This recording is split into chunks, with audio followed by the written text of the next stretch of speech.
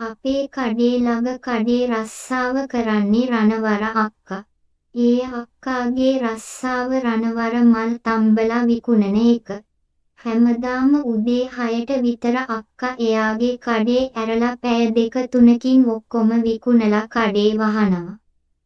අක්කාගේ මහත්තයා ටිකක් වයසයි. හැමදාම කඩේ වැහුවම එයාගේ මහත්තයා යතුරු පැදියකින් එනවා එයාව එක්කගෙන යන්න.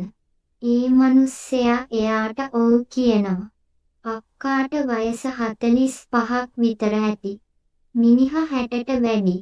දිනක් දෙකක් තිස්සේ මේ රණවර අක්කා වෙනදාට වඩා කලින් එන්න පටන් ගත්තා.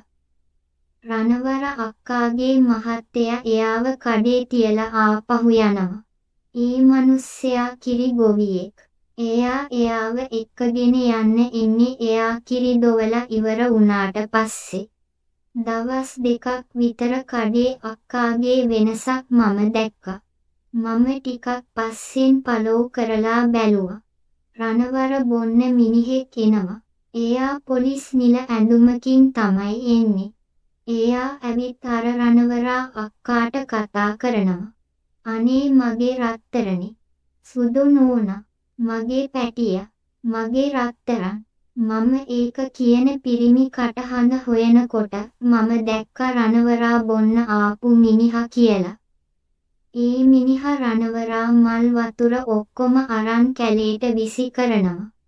රණවරා මල් වතුර ඉවරයි කියලා කඩේ ඉස්සරහා බෝඩ් එකක් එල්ලනවා.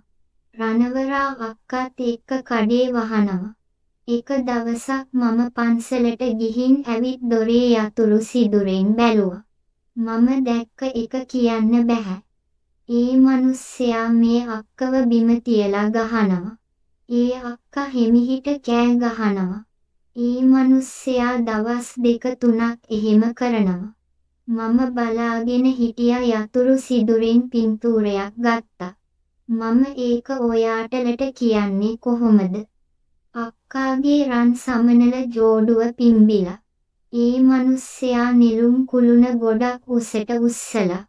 එයා අක්කාගේ රණවරගේ ඔක්කොම විසි කරලා නිලුම් කුළුණු ඔබලා අක්කාට සල්ලි දුන්නා.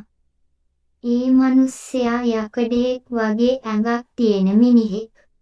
රණවරගේ මහත්තයා ඉන්න පැයකට කලින් බඩු කපීර් වංචාකාර මහත්තයා යනවා. රණවරා අක්කාගේ මහත්තයාට වයසයි.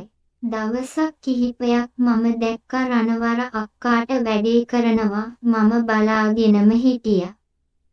ඒ මිනිස්සයාගේ නිලුම් කුළුණ දැක්කම මට ආපු ඒ ආශාව දරාගන්න බැරි වුණා.